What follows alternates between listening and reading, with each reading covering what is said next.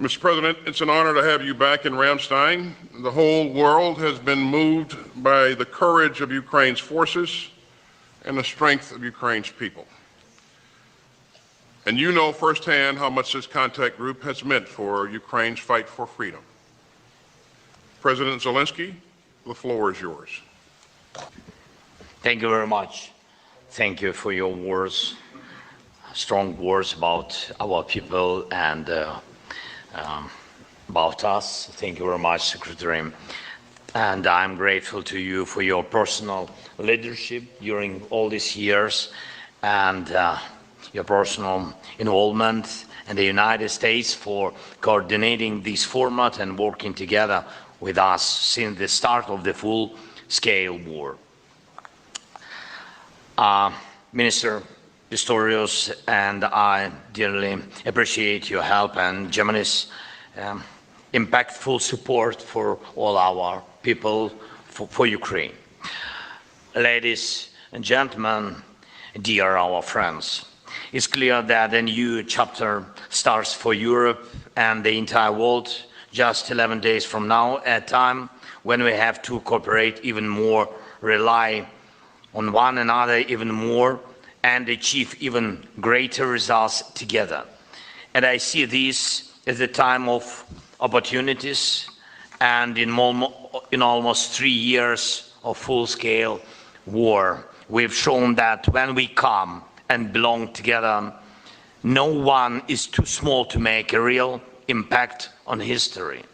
And we've come such a long way that it would honestly be crazy to drop the ball now and not keep building on the defense coalitions we've created, especially since they are already helping us grow and strengthen what's basically our shared defense power. No matter what's going on in the world, everyone wants to feel sure that their country will not just be erased off the map. That used to depend on a handful of big capitals, but now it's on all of us, on how we work together, how ready we are to own our future, and how well we can convince our partners to stand with us. The more determination we show in defending our interests, the more interest our partners, and especially the US, will see it's good to stay on our side.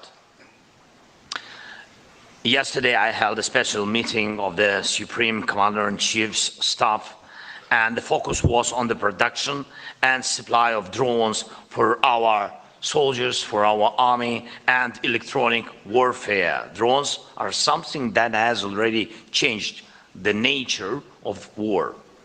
And the changes are far from over. Today, there is a direct dependence to stop the advance of the enemy, to stop losing people and territories. We need drones. Drones detour the enemy, keep them at the distance.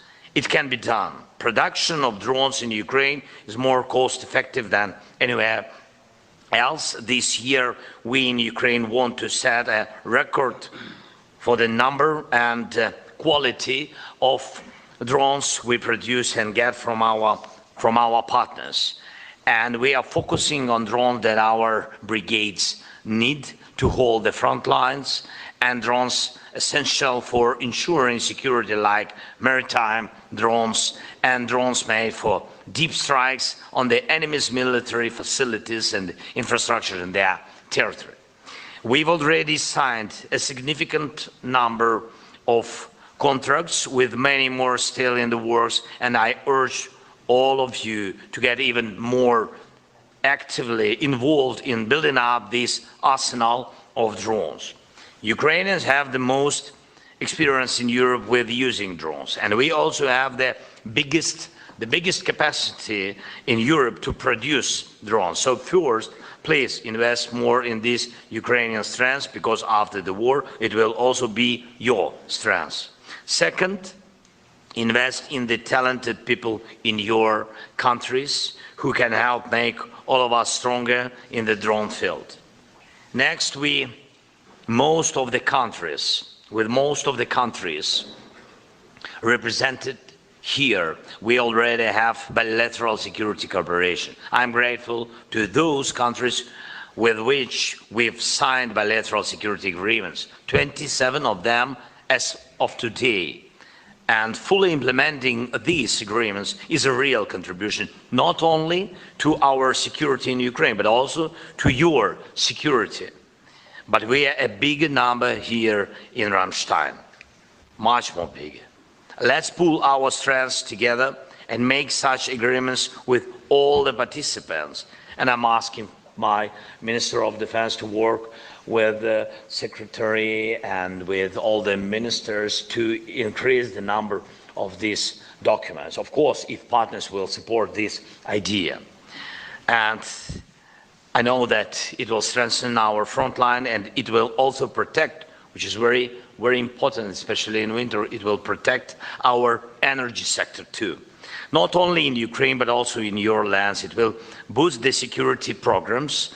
And now we see all the reports with underwater cables in the Baltic Sea. And we all see drone incidents in some countries that are raising serious concerns. We see destabilization in Africa, which threatens Europe with new migration waves. And we are also learning more about how Russian intelligence paid militants in Afghanistan to target coalition soldiers. When your troops were present there, Moscow cashed in to kill your soldiers, American soldiers, NATO country soldiers. How can this be forgiven or forgotten? Russia's hybrid aggression and sabotage against the entire Western world is ongoing. And only by keeping and strengthening our cooperation, by boosting our agreements and coalitions, can we truly protect the normal lives of people in all our countries. I do everything I can to end this war with dignity for Ukraine and all of Europe this year, and I know I can count on your support.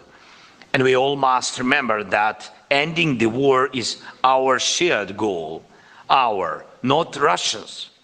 It's what Ukrainians, Europeans, Americans, and many of our global partners want. Countries as far apart as Japan, Saudi Arabia, and Argentina also wish us peace.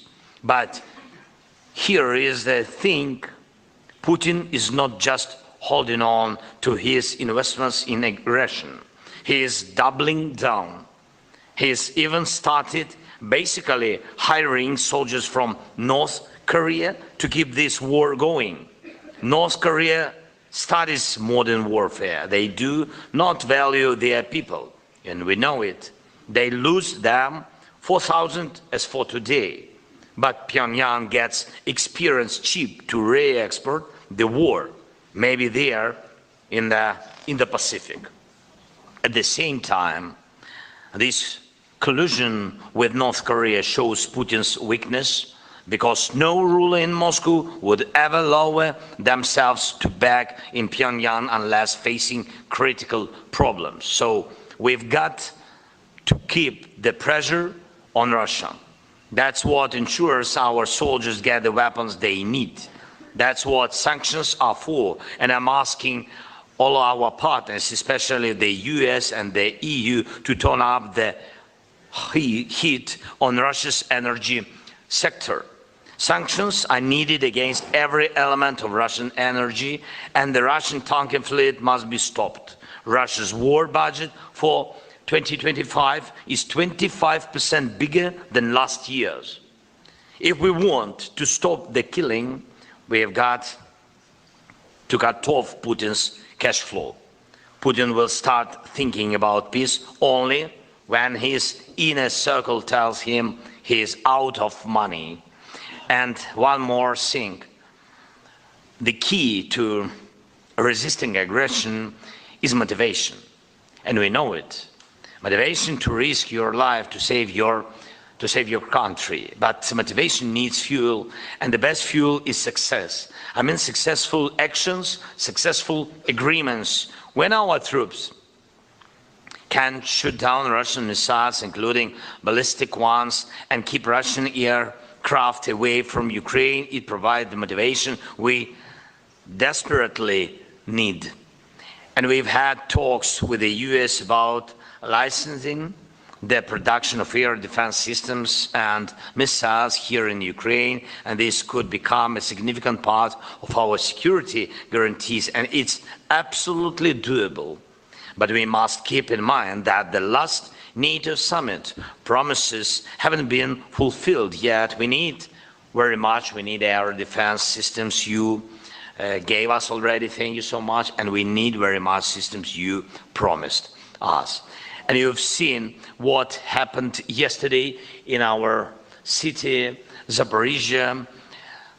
Russia's bombs killed 13 people and 112 were injured. That was just one day, just one attack, one strike from the air. We must stop Russia's terror, and you can do it. And we ask for urgent deliveries of air defense systems. We also need to deliver on all our agreements for frontline supplies. And I want to thank again every country helping us with artillery, armored vehicles, and everything else we need. Our men and women on the front lines need to feel that the world has their back, and nothing proves that better than making sure they have what they need to hit back at Russian attacks. Last year, France came up with the idea to deploy partners, contingents in Ukraine, and you know it, to make peace closer. And we all understand, as for today, Putin's aims remain unchanged, and he wants to totally destroy Ukraine and to break all of us, and you too. That's why our goal to find as many instruments as possible to force Russia to peace. I believe that such deployment of partners, contingents, is one of the best instruments. Let's be more practical in making it possible. And we have heard signals also from some of our partners from the United Kingdom in support of this, and we must be brave, and we must propose truly strong instruments. For example, take the Kursk operation. It's one of our wins, I think one of the biggest wins, not just last year, but throughout the war. Russia had to pull almost 60,000 troops of the Ukrainian front to deal with it. And as of this Monday, it's been 5 months since our troops have maintained a buffer zone on Russian territory. Many of Russian threats and bold claims turned out to be bluffing, especially after Ukraine's moved into the Kursk region. And I'm sure even more of their threats will prove to be bluffs if we all work even harder. Even harder together to push Russia toward peace. Thank you very much for attention. Thank you, Secretary. Stay confident. Slava Ukraini. Thank you so much.